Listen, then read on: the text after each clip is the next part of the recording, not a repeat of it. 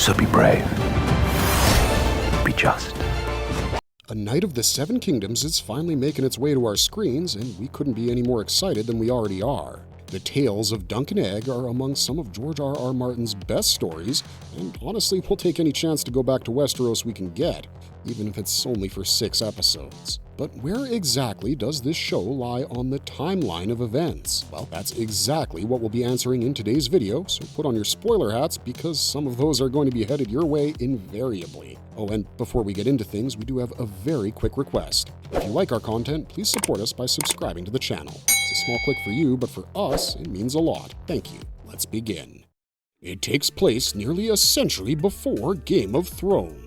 The tagline for A Knight of the Seven Kingdoms tells us that this show takes place a century before the events of Game of Thrones, but that number is a bit of a generalization. In truth, this series will take place some 89 years before the first episode of Game of Thrones aired, which was sometime in 303 AC in universe. This is significant because at the start of Game of Thrones, the Targaryens have been in exile for years and House Baratheon has been the royal family for 17 to 18 years. Game of Thrones' world was a world devoid of Targaryen rulers, and even by the time it ended, we didn't exactly get to see a Targaryen ruling over Westeros. Pretty much the only Targaryen royalty in the show came in the form of Daenerys Targaryen's rule over several territories in Essos, while the Baratheons and Lannisters kept control of the Iron Throne. In fact, being exiled was a huge part of the narrative because Game of Thrones' focus, at least early on, was exploring legitimacy and how Daenerys and her brother had more authority over Westeros than Robert himself. Robert Baratheon's conquest is never officially recognized as such, but it was a conquest nonetheless. His rebellion was actually a civil war, and the winning side made it seem like they were the only good guys around. By the end of the series, the veracity of Robert's rebellion itself ends up being questioned because it was built upon the lie that Rhaegar Targaryen kidnapped and violated the honor of Ned Stark's sister. The show has confirmed that Rhaegar and Lyanna were in love, but it took things a step further by showing us that Rhaegar had his marriage to Elia Martell annulled and that he actually married Lyanna Stark somewhere in Dorne. This makes Jon Snow the rightful ruler of Westeros, with a claim even better than Dany's, and that forms the heart of the final storylines of the show. In the end, a Targaryen never ends up reclaiming the Iron Throne, as Dany dies and Jon chooses exile beyond the Wall, but the House of the Dragon's prominence as a royal family is always in a state of flux in the original series. That's not the case 89 years before Game of Thrones, because although the Targaryens no longer have dragons, they have more territory and power than they've ever wielded before. In a way, we'll be seeing them at their peak as a royal family in A Knight of the Seven Kingdoms, because unlike House of the Dragon, this isn't a show about a civil war. This is a show where the family is united and abundant in nature, but that doesn't mean tragedy won't befall House Targaryen anymore. In fact, the reason A Knight of the Seven Kingdoms plays out the way it does in the first place is because too many dragons have always proven to be a problem for the Targs. And that brings us to, it takes place over 70 years after House of the Dragon. The real question on everyone's minds was most likely this one, and we can't blame you. House of the Dragon introduced way too many time skips in the first season for us to keep complete track of everything, but thanks to Season 2 switching to real-time coverage, that problem has now been mostly resolved. Roughly 20 years have passed during the events of the first season of House of the Dragon, and from Season 2 onwards, things will be moving real slow by comparison. All the characters that needed to be sufficiently aged up have been aged up, with the exception of a couple of boys who might also get that treatment at the end of Season 3. The reason we say that is because Rhaenyra's son Aegon is a lot younger than he was in the books at this point, and he's integral to the future of Westeros. Aegon was already a dragon rider bonded with the young dragon Stormcloud in Martin's original work, but it doesn't even feel like Stormcloud's egg will crack open in the show. Regardless, the actual timeline itself has been remarkably unaltered, even though certain characters were born earlier or way later. The first season opens in 101 AC, which is when the Great Council takes place in the books as well. Its main storyline picks up in 112 AC, with Daemon leading the Gold Cloaks, and it ends around 129 AC,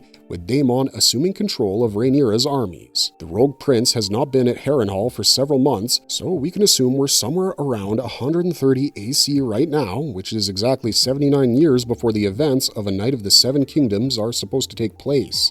If Game of Thrones was about the failed Targaryen restoration, then House of the Dragon shows us why such a thing became necessary in the first place, because it captures the highly torrential and political nature of the Targaryen family perfectly. The Targaryens are descended from ancient Valyria, and in Valyria, there was no king or emperor. Instead, all decisions were made by a freehold council, which had representatives from 40 dragon-riding families, all of whom vied with each other for power near constantly. Family members assassinating other family members for the sake of control was quite a commonplace occurrence in Valyria of old, and while Aegon Targaryen made the switch to being a traditional monarch, he placed a volatile cultural remnant into a political system that demands complete rigidity. In a royal family, too many heirs is both good and bad because that means there's less worrying about succession and more worrying about assassinations. But the Targaryens are cutthroat even when they don't have that many family members around. Aegon I's 2 sons struggled for power amongst themselves long before there was a brood of dragon princes in the capital, so it was only natural that things would ramp up even further with half a dozen princes and triple that amount of dragons in a story. It's been centuries since their family left Valyria, but we suppose the old ways have become encoded within their DNA because the Targaryens of the House of the Dragon era are bloodthirsty by default. They'd rather kill first and ask questions later, and they hate it when they have to wait for something because of their quote-unquote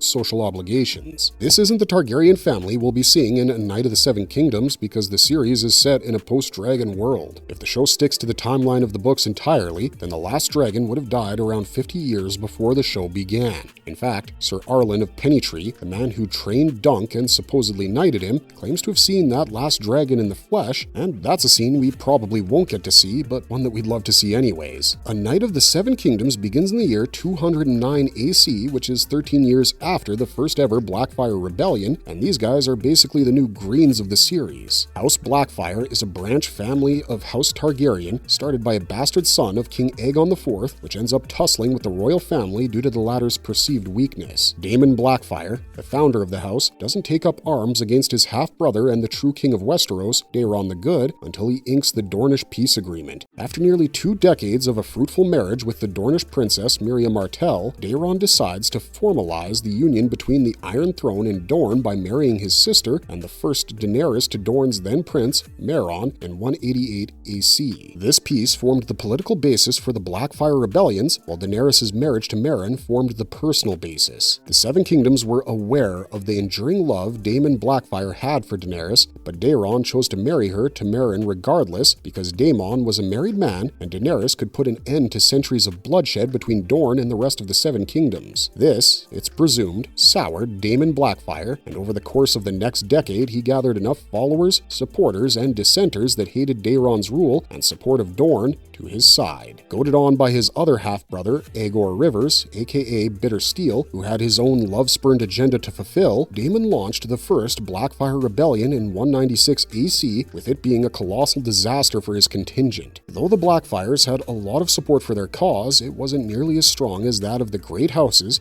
which Daeron enjoyed in full. This is a major shift from House of the Dragon, where even the Great Houses are divided along black and green lines. The Blackfires didn't have the kind of political legitimacy needed to even launch a successful civil war. That's why their rebellions can be considered to be proper rebellions, whereas Robert's was a full-scale civil war against the crown and the throne. This conflict is the one after which one of the main characters of Knight of the Seven Kingdoms is born, because Aegon the Egg simply cannot be older than 14 years old at the start of the series. So, in the nearly 80 years that will pass between House of the Dragon and A Knight of the Seven Kingdoms, civil strife still won't leave Westeros. In fact, it might even be worse than before because now the playing field is truly level. The Targaryens can't abuse their dragons anymore and they have to rely on their actual physical and mental capabilities. And the last great Targaryen-born prince to be an amazing warrior before Rhaegar also died decades before the series begins, to the point that he became the namesake for Egg's favorite older brother. But now that we've covered this show's place in HBO's timeline, let's talk about how much ground it'll cover, shall we? It will cover up to 5 years of content maximum. A Knight of the Seven Kingdoms is going to be a very unique series in that it'll be hyper-focused on events that unfold mere days away from one another.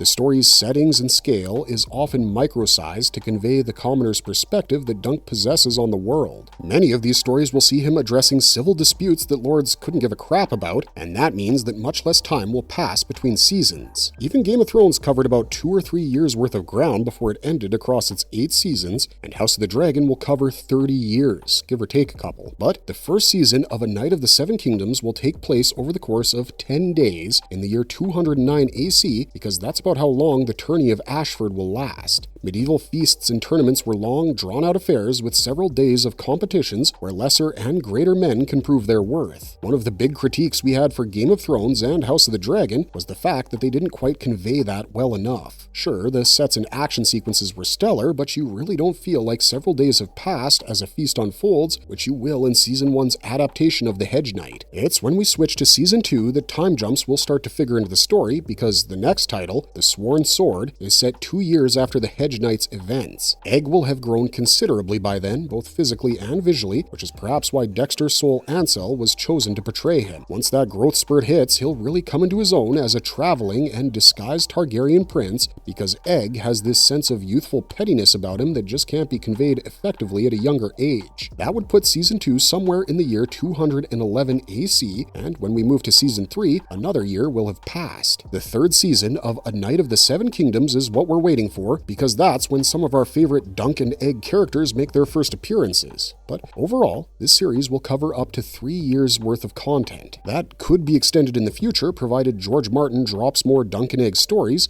but we wouldn't hold our breath on something like that just yet. Martin said that he planned on dropping 12 Dunk and Egg novellas covering their entire lives, and so far he's only written 3 of them. The first Dunk and Egg novella was released in 1997, so in a way, we've been waiting for these 12 stories longer than we've been waiting for the Winds of Winter. That's why the show itself is being promoted as a tight 3-season serving of Westeros for those who appreciate true chivalry and knight jokes, because if things go beyond that, then the time skips start getting crazy. Both Egg and Dunk die on the same day in the year 259 during one of the most mysterious events in Game of Thrones history. Shortly before the events of this series, the Targaryens created a summer retreat in the Dornish Marches called Summerhall, which was added to the lineup of fortresses they already possessed. There would be something quite poetic and satisfying about ending the series with the birth of Rhaegar Targaryen, who was born the same day Egg died, because it would tie A Knight of the Seven Kingdoms to both Game of Thrones and House of the Dragon with the life of the last dragon. But considering what we just told you guys about the release status of these novellas, it's unlikely that we'll get more than one Dunk and Egg novella by the time production wraps up. Another additional season of an actual nightly adventure in Westeros isn't something we'd mind, especially since one of these novellas is supposed to take us all the way to Winterfell, but like we said before, we're really not holding our breaths over it. For now, we're placing our bets on the entire timeline of this show spanning 5 years at most, because HBO's writers do love moving ages around for convenience. One of the biggest criticisms of Game of Thrones is that its characters are way too young for some of the things that they do in the story, but Egg, being Dunk's charge, won't have to worry about that. He doesn't get married until he's well into adulthood, and Dunk always louts him when he starts getting too bossy or stepping out of line. His role throughout the series will be that of a squire, and this particular Hedge Knight is determined to give a prince a true taste of the commoner's life. But as for the timeline of this series, this is what we think is going to happen. At best, the final season will end around the year 214 because the showrunners want to move Egg up to the age where he can legally claim authority as a royal prince. But other than that, 209 to 212 is the time frame we'll be looking at for January's foray into Westeros. Marvelous verdict! Let us know what you guys think about the timeline for A Knight of the Seven Kingdoms, and what's the most interesting thing that can happen because of it. Personally, we can't wait to see how the Dornish discrimination is addressed in this series, because we all know that Dorne was done dirty by the main series, and is almost completely absent from the second one. As always, don't forget to like, share, and subscribe for more Westerosi flavored content, and we'll see you guys real soon with another look at what the tales of Dunk and Egg will hold in store for us. Until then, stay safe, and remember to not offend random bald kids on the street, because one of them just might turn out to be a prince of the realm.